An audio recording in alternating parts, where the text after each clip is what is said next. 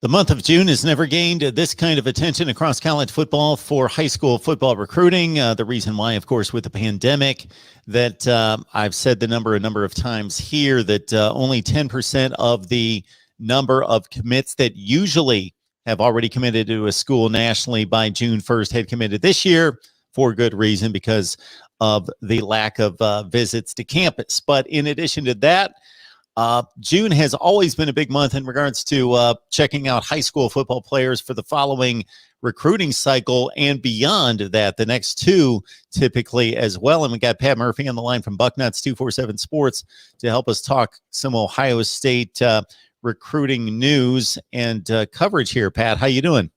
I'm good. How are you doing, Mark? I am doing just fine. So you were able to get out there over the past couple weeks with Ohio State hosting camps on Wednesday for some of the top commits or the top prospects for 2022 and beyond 23-24. It seems as though 23 has become a bit of an emphasis in regards to the guys that they're looking at in these camps specifically. So what are some of your takes after the last few weeks? Yeah, it's been interesting because, we went well over a year. I think it was in March when COVID kind of shut everything down that the NCAA decided to institute this dead period, wasn't allowing kids to travel to visit campuses on any sort of official visits. Some kids did take unofficial, self-guided, visits to campuses around the country, but they weren't allowed to interact with coaches or go see facilities. They were just kind of in town, basically. So finally this June, as you mentioned, kids were allowed to go visit campuses again. And so it made this month an important month. You've got to kind of cram a year's worth of visits from, 2022 guys, 2023 guys, even some 2024 guys into a short period of time here, especially for some 2022 guys that you're either trying to hang on to.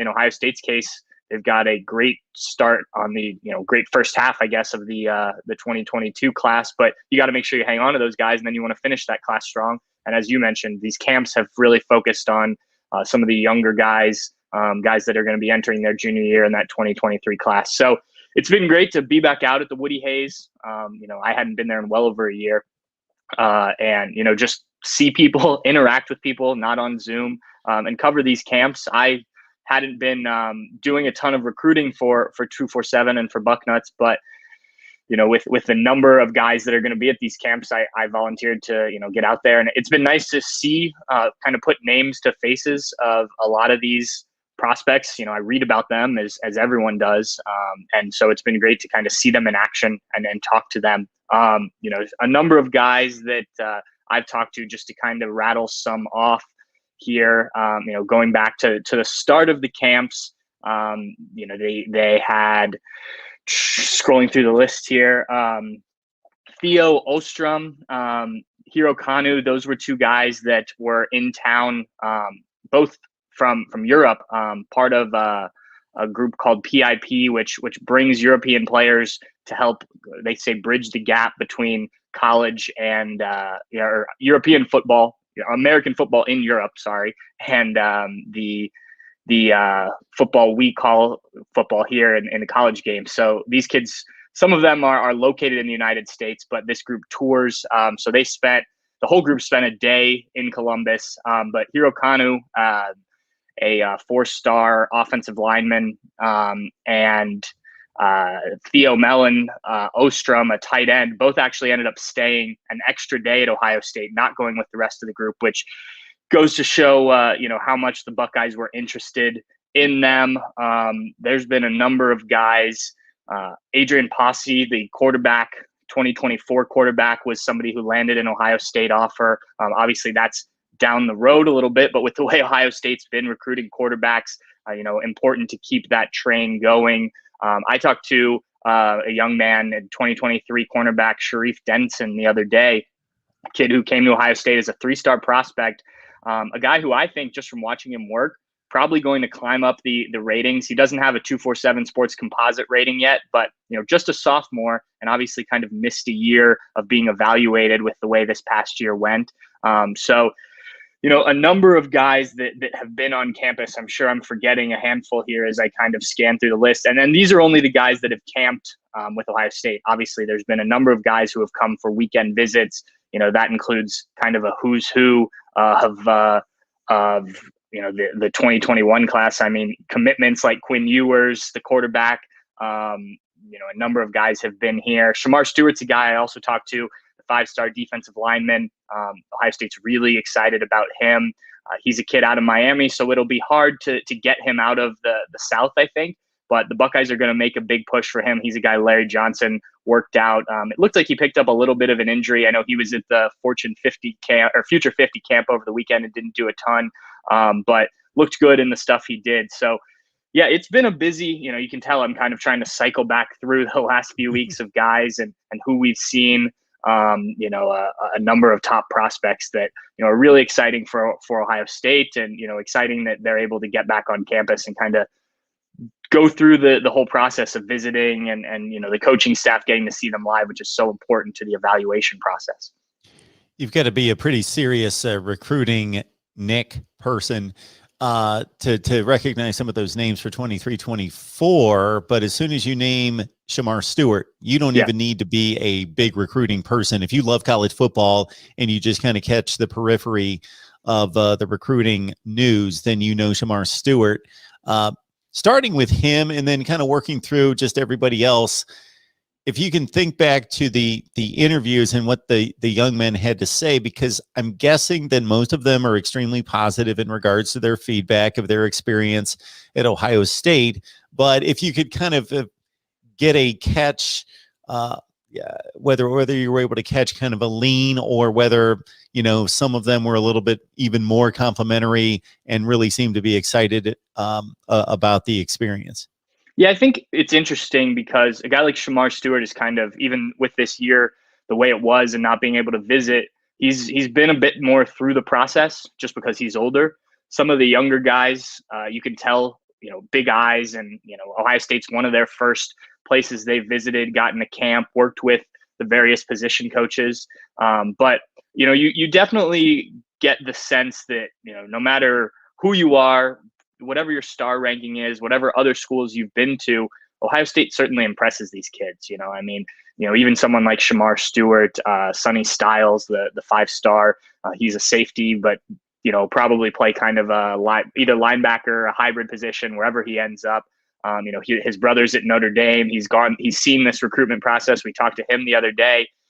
He's impressed with what Ohio State has to offer as well. So, there's a reason that the Buckeyes have done as well as they have, both in recruiting and then on the football field, because, it's top of the group. They're right there, obviously, with Alabama, with Clemson when it comes to this recruiting. And you can see why when you talk to these kids. These coaches blow them away with workouts on the field. I mean, especially a guy like Larry Johnson, who's been doing it for what seems like forever, is as good as anyone at coaching defensive linemen, maybe the best in the business, probably the best in the business, at least at the college level. When guys get to work with them, you can watch, when we've gotten to watch some of these one-on-one workouts, just taking in everything he tells them. When Ryan Day is talking with quarterbacks, so there's been a number of quarterbacks that have come through, you can tell that means something to these kids. So, having these coaches, and that's just a couple, Kerry Combs, Kevin Wilson, working with not only offensive guys, but tight ends. And, even some of the younger guys, I think are kind of making a name for themselves in terms of working with some of these kids and really establishing the relationship. So you really get to see it kind of blossom at these camps. And you can tell, there's sugarcoating things and saying the right things, but just watching the kids' reactions and the way they deal with the coaches and seeing the facilities and things like that is interesting. And, these camps are also, a chance for guys who maybe aren't on the recruiting radar, guys that don't have offers, you can pay to go to these camps.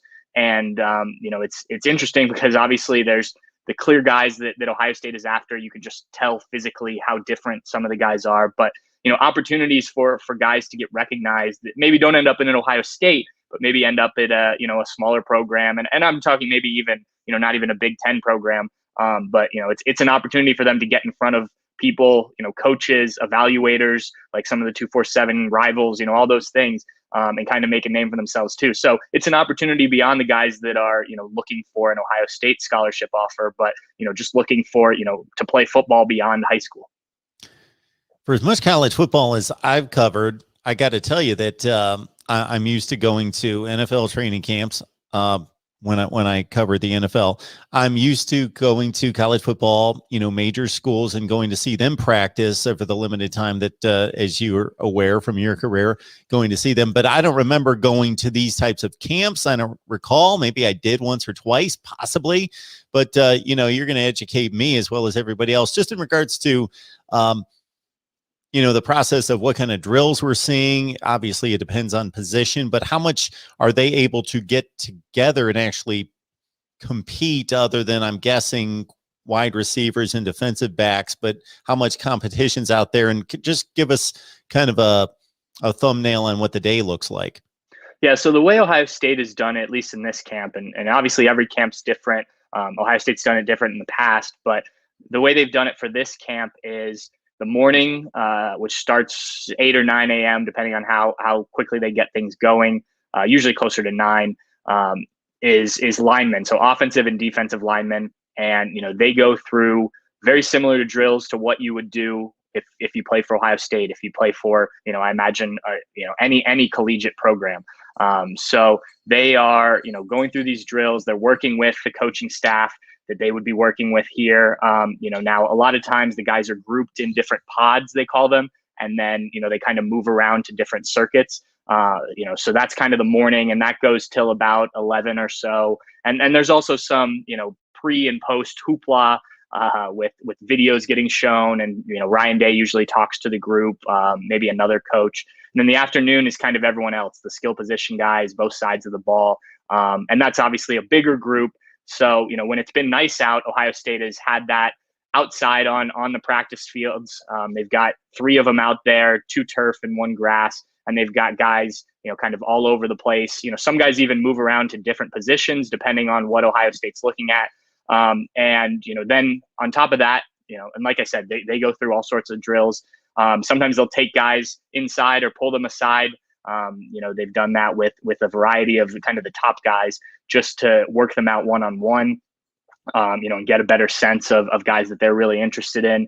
And then there is a competition phase at the end that Ohio State does. And a lot of that, the highlight, so to speak, of that is quarterbacks throwing to wide receivers with defensive backs covering them.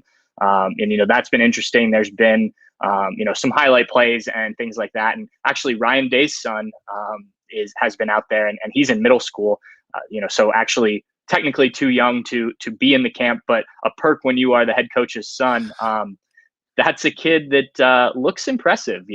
I'll be interested to follow RJ Day's, career as he gets into high school and whatnot. But I imagine if Ryan Day sticks around at Ohio State through RJ's career, that's a guy to keep an eye on, because I've been impressed with the ball coming out of his hands for a middle school kid. And, there's been some throws he's made that some of the other high school guys aren't making. So, but then they go through the competition phase, and that's kind of Ohio State at their actual practices call it win or loser day. And they kind of use that period to do that, and they keep track of how guys do. And there's also the testing phase I forgot at the beginning, when they do height, weight, 40 time, all that kind of broad jump, all those kind of like combine type things.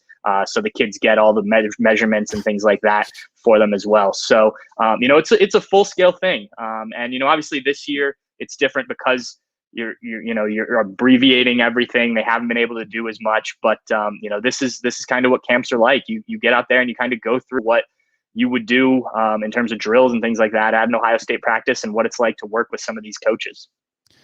The voice of college football, talking on Ohio State, and we are focusing on the recruiting camps of June with Pat Murphy from Bucknuts. Please join him and the rest of the staff over there.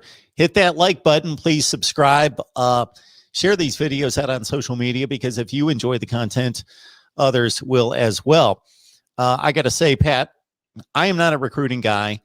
I lean on a ton of your colleagues for recruiting analysis all across the country.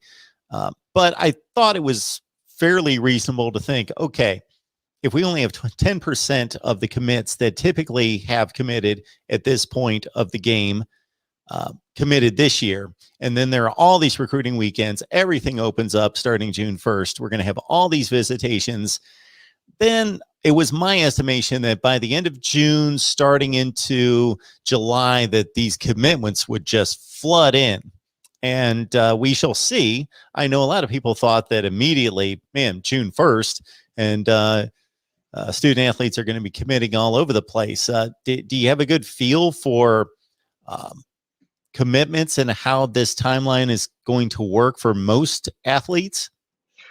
Yeah, it has been interesting. And I think you're not the only one who kind of had that thought. I think that everyone kind of expected once guys could get back on campus, it would be, boom, boom, boom. You'd have a series of these. From an Ohio State perspective, really the only guy that's committed is Caleb Brown, the receiver out of Chicago.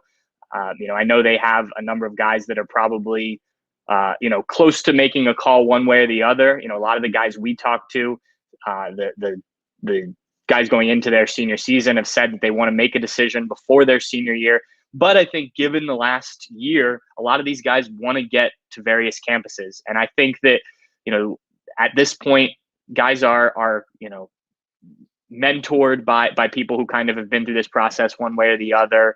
So a lot of these guys are kind of coached to, don't fall in love with maybe the first thing. And if you do, that's great. But, go out and see, a number of schools before you make your decision. You don't want to be the guy who is committing and decommitting multiple times. So, like I said earlier, I think there are a number of players that have been really blown away with what Ohio State has offered or what is shown. And I think that, I know that Ohio State's plan was, let's set the bar high with a lot of these guys, especially early on in the month, so that when they go somewhere else, it's tough for them to beat. But I think guys just want to kind of have this experience, make sure they see these different places and make sure that they know that this is the right fit for them. So I think come July, you'll start to see the commitments of a number of guys pick up. And that's true across the country. I think you'll see guys starting to make decisions. A lot of these guys like to have it out of the way before they start their senior year of football in high school. So I think that'll be the time when you see those commitments start to pick up. And, I think Ohio State's going to benefit from that in this class and in the 2021 class, and then, beyond the 2022 class and beyond. Like I said, a lot of people are excited about what the Buckeyes have to offer. It's been a recruiting machine to some extent for decades and decades, but certainly under Urban Meyer and now Ryan Day. And this is part of the nuts and bolts of building these relationships and, again, evaluating the players and getting a feel from a coaching perspective of what is coming down the line in 23 and 24 in particular, and then building those relationships and impressing the athletes. We got Pat Murphy on the line from Bucknuts 247 Sports. Pat, we appreciate you stopping by as always. As you know, we're only like a month away from Big Ten Media Days and then the beginning of real fall camp, and then it'll just take off from there. Yeah, it's going to be fun. We're getting close. We were talking about this as we kind of wrapped up yesterday that, what is it? It was June 16th when we were finishing up on Wednesday. And, like you said, just over a month until Big Ten Media Days in Indianapolis, and then we're off and running. Absolutely. Thanks a lot for stopping by, Pat. For sure. Anytime.